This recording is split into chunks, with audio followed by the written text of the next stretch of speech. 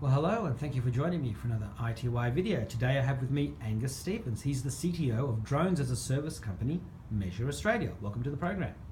Thanks, Alex. Good to be here. So let's just start off with what Drones as a Service means and how Measure Australia is different to the one-man band drone operators out there.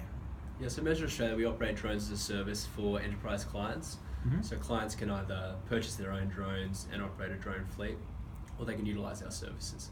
In the Australian market and more regionally as well, where regulations are difficult and the turnover of platforms can be so high as well as staff, it's cheaper for businesses to use our services.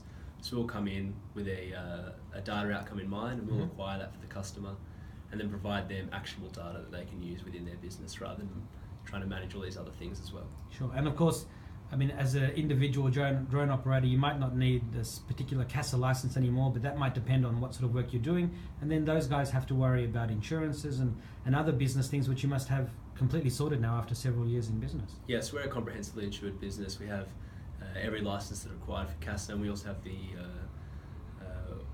we're a safe operator with CASA, so they're comfortable with our operations. And we've also been able to compete on price against those mum and dad operators who, while they service their local areas quite well, they just don't have the national coverage that we do as a business. Well, they don't have the manpower for that. They're just sort of one-man or two-man bands. So what are the sectors that are really taking up your service at the moment and that you're really focusing on, and where are your biggest strategic investments? So we've seen a high use of drones in real estate, agriculture, insurance, infrastructure and public safety. For us, real estate's a great sector. The uptake there across the past 12 to 18 months has been phenomenal. So we're seeing a lot of growth there and a lot of use by real estate agents. We've also seen a lot of poor uses by real estate agents, which is driving a lot of large clients to us, those national operators in the real estate space. For us, agriculture is our biggest investment at the moment.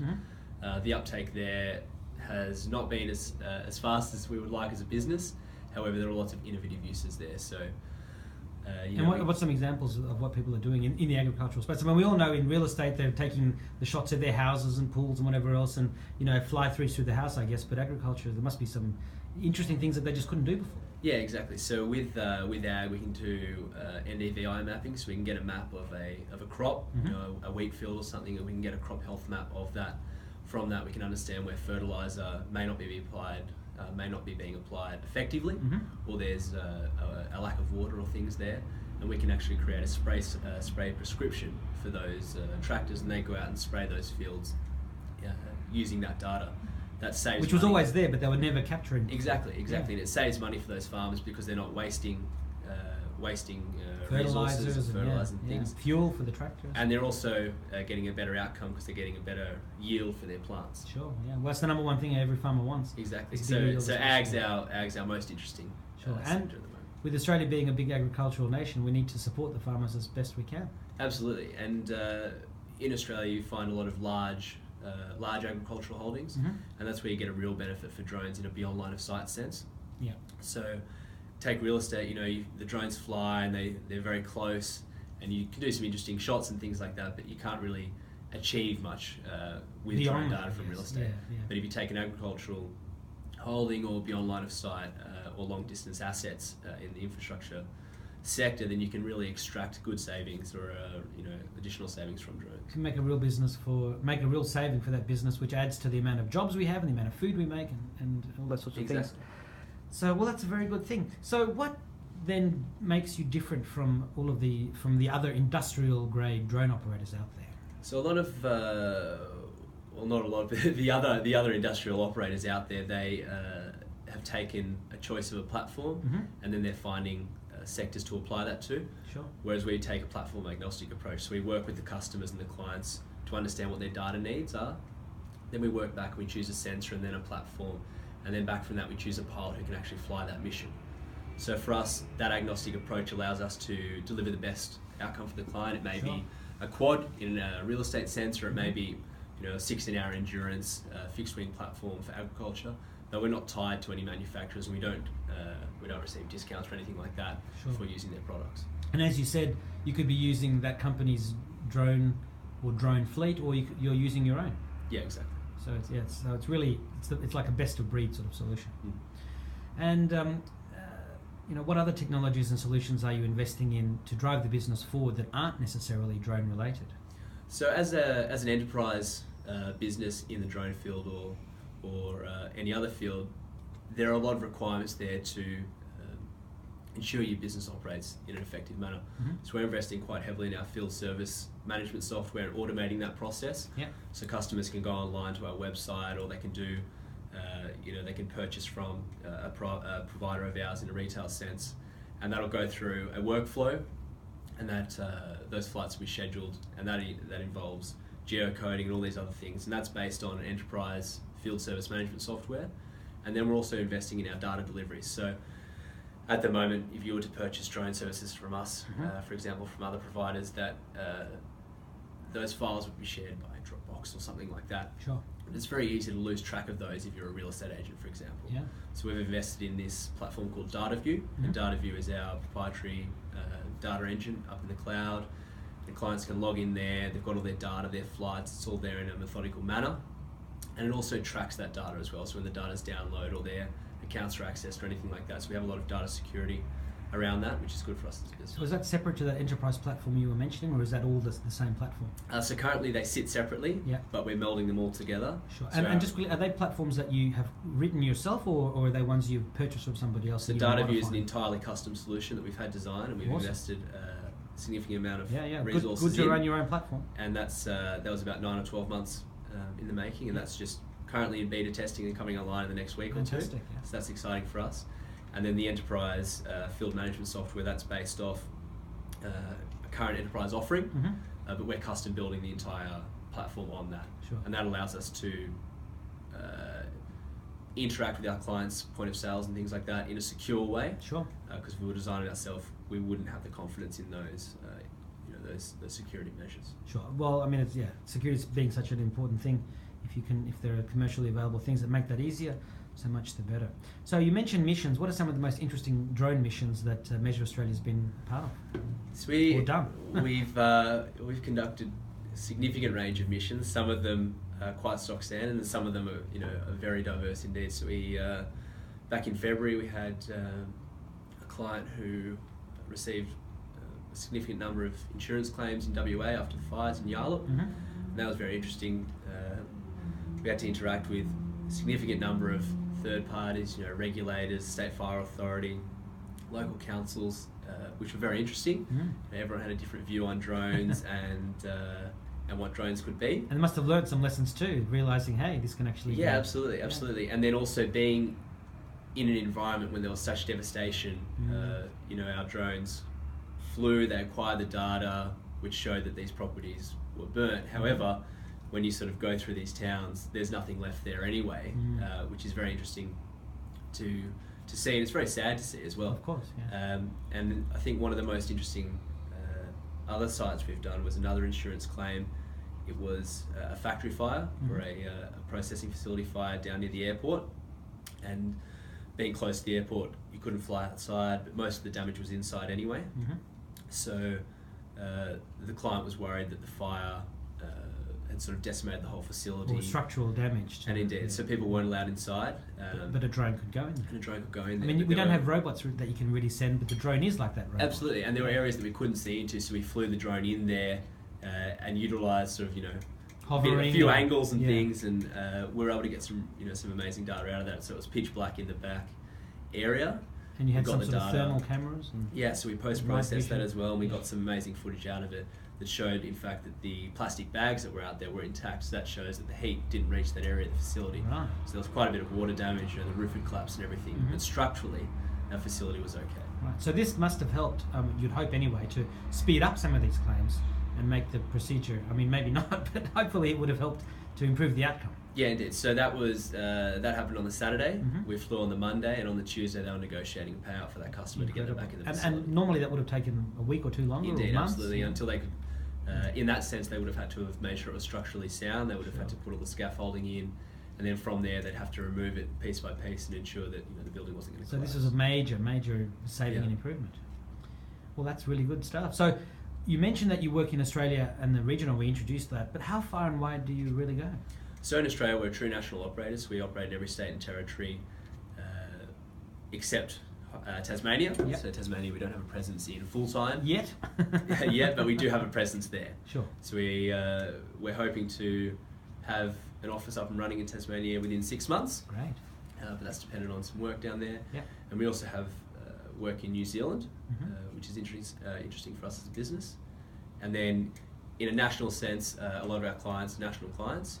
So all of their networks are congruent with our networks, and that facilitates everyone's business operations. Sure. And I mean, you must have to find or fly to certain areas, these qualified drone pilots that you spoke about, and you must have a large number of them to be able to be so specific on certain jobs and needs. Yeah. So with our business, we have very different job types that are flowing. For example, within insurance, we have a job that's a video of a property, and then we have one in real estate as well. Different pilots do those jobs because some pilots are really good at stylistic, and they can do the real estate work, but they're not very good at the insurance work, and vice versa. So for us, that's interesting. We have a lot of expertise within the business, and then also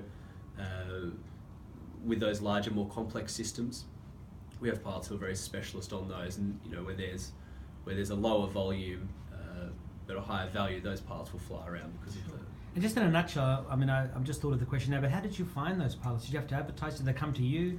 I mean, that must have been a journey in itself. So it's a bit of a mix. So recently we started a contract up in Queensland, and we went out for 3 pilots up there. Yeah.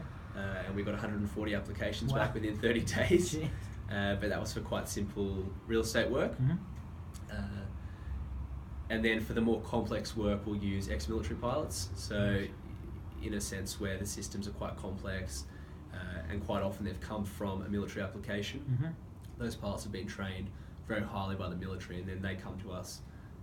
Usually they'll apply to us directly without a job being open, and we're always looking for pilots. Sure. And so they're the most highly trained that we have. So can a consumer use your service as yet, or is it really exclusively for big businesses and farms and that sort of thing? So a consumer can use our business, but it's probably not the most easiest process. So we're moving towards a democratized sort of model for that, to enable consumers to really buy our services and allow us to capture that part of the market, because we have a phenomenal service offering, and at the moment, or previously, our focus has been on larger clients just because of our resourcing within the business. Sure. But now that we've got the staff to manage those clients, it's allowed us to sort of shift our focus or add that consumer segment to our business. Sure. So we should expect to see more of your drones in the sky soon. Absolutely. Now, I know there are plenty of stories about how you started as a 16-year-old and quite famous for that, and I'll link to some of those existing interviews and stories, but in a nutshell, what was it about your upbringing at home and in school that really helped nurture your entrepreneurial spirit? So from the earliest age that I can remember, my parents have been self-employed and have run their own businesses. So while lots of people saw me starting a business at that age as quite a forward-thinking, an interesting thing, or forward-thinking, for me it was it wasn't foreign at all. Yeah. And it was just part of what was done. Now being 23, I don't. Everyone who's around me, is much older than me, and I find that very interesting to work with them. But age has never been a defining thing. Sure. And the support from my parents, and the sharing of knowledge and things like that, has been quite integral to the success we've had, and school as well. I've attended some great schools, and I've been very privileged in that sense, and they've all fostered a work ethic within me. I'm not sure any of them knew the true scale of what was going on, even though I was using my school emails at some point and things like that. Sure. But they certainly fostered a lot of things. Well, I'm sure they could recognise it when it was happening, and yeah, would have been very happy to see it. So, look, you probably mentioned some of your challenges already, but what are some of the other challenges that you faced in growing the business to each next level? So, Measure Australia used to be, where it's gone through a number of iterations. Long before, so back in 2009 when we started, it was called UAVs Australia. It was a platform retailer. We had a lot of success with that. We sold a lot of platforms. Our cheapest platform there was $30,000. We ranged up to sort of $500,000. They were very expensive platforms, and it's hard to sell a lot of volume within that. So around 2012, we took a view as a business that drones as a service was the way to go. Yeah. and we tried to do a capital raising here in Australia. So we did 40, 50 pitches, and didn't raise any money. It was spectacularly unsuccessful in that sense. So you had to go overseas to become a success in Australia? Well, we got quite late into the processes with some of them, and then they went to GIS companies who operated satellites, who of course told them there was no future in drones because satellites would do everything. because satellites do everything, and drones would obviously have no future there in acquiring that same data. Yeah. So that was certainly interesting for us. But around 2014, there was a shift in the market and a lot of interest within our business. So we were able to gain some capital there and start Measure Australia. And then more recently, we've closed out a funding round and appointed another chairman locally, and that's been very good for our business. And so that was Australian funding? Yes, that was Australian funding. Right. That's come out of some very experienced operators, private equity knowledge. So it's great to see that tenacity and persistence really pay off. It's certainly been a very rewarding experience the past few months, and indeed through the whole process, we've certainly learned a lot, and I've learned a lot as an individual, both personally and in a business sense. There's certainly been some challenges and some quite disappointing times there, but there's also been some very heady and amazing times, which we're getting more and more of nowadays. So that's exciting. Yes. So what are some? So what developments in drone technology over the past year or so have really captured your attention? You think, wow, we can do this, we can do that. It's opening up new avenues. So the great uptake by consumers of drones, like the DJI products and things like that, have resulted in great things for our business. Take a real estate job. Those platforms have 4K cameras. They're very easy to operate. That's good for us, for our pilots. It means that we can staff more efficiently. We can use those platforms because they have the same operating systems. We can use different platforms. And it's much more reliable work for this. Exactly. And those platforms, a couple of years ago, weren't very reliable, and we would have never even considered using them in a business. But now, I absolutely love the DJI platforms. I think they're fantastic in a light industrial sense. Certainly, they don't have broad application across our business. Sure. And just what is that platform? DJI? DJI Phantom and Inspire and things like that. Yeah, so I'm sure people have heard. They're directed at the filmmaking market and sort of hobbyists, high-end hobbyists. But DJI's sort of taken understanding that those products are light commercial, and they're really focusing on that market now. So are there any particular client success stories you want to share? I know there's some on your website, there's some videos there people can look at. But... So we're seeing a lot of success in real estate with our clients. So in a real estate sense, each agency has its own look and feel, and they have their photos and their floor plans and things that reinforce that. But traditionally, drone flights have just been done, and then the data's just given. It might be in a certain style, or it might not be in any specific style. So we work very closely with our real estate clients and create style guides for their businesses, and to create flight styles that reinforce their brand. Sure. So some of our real estate clients, they'll take photos from the bottom up of their building. So we'll do a flight pattern that incorporates that in one long shot, and we fly that in a certain way to reinforce their brand. And then it's also about incorporating battery life into that. So for us, we're a business that's limited by endurance of platforms, be it battery life or amount of fuel that can be consumed or carried by a platform. A lot of businesses find that challenging, but we just, we work with that, and we create flight styles and things like that just, incorporate that. So you plan for it, and exactly, and things like 4K cameras have allowed us to shoot multiple scenes using the one shot. So that's good for us. And it can be edited all together afterwards. Yeah. So I always like to ask about the future. How do you see drone technologies evolving over say the next decade? I mean, you must have a wish list of things you wish drones could do, including things like day-long battery life or fully autonomous modes, or all sorts of other developments that would really transform things even further. Yeah, indeed. A decade is a long time in the drone industry. Well, 6 months is a long time in the drone industry. Yeah. So what we've seen traditionally is about a decade delay in the drone technology that's used in a military sense coming to the consumer market. And there's some really interesting applications of that that have sort of are winding up because conflict's winding up overseas, and that's meaning that focus is turning to the commercial market. Sure. So for us, that's great in a beyond line of sight sense. For say power line monitoring or things like that. those really military-grade drones that are being commercialised are becoming more affordable for our clients and for us to operate, and that allows us to give a really affordable solution to our clients that can extract a lot of value from. A next level of service that wasn't available before. So look, I know you're only 23, but you've achieved so much, and I know you mentioned before your parents and their entrepreneurial spirit, but has there been any advice that's really stuck with you from your parents or teachers or other mentors that's helped you to get you where you are today? I think some of the most important advice I've ever been given is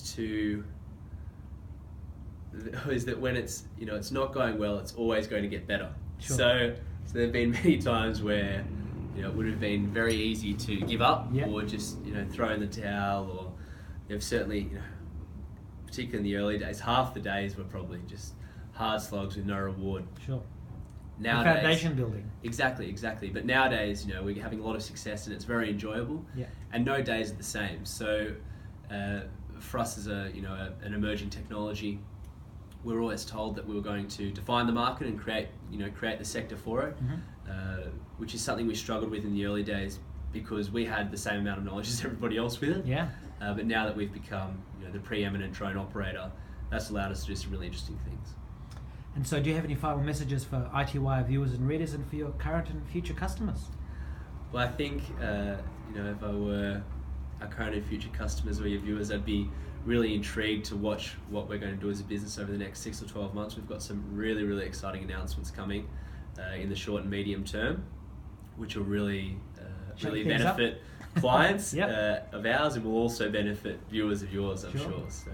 Well, look, Aonghus, I really look forward to those announcements. I hope we can talk about them on video again in the future, and best of luck. Congratulations. No worries, Alex. Thanks for your time. Thank you.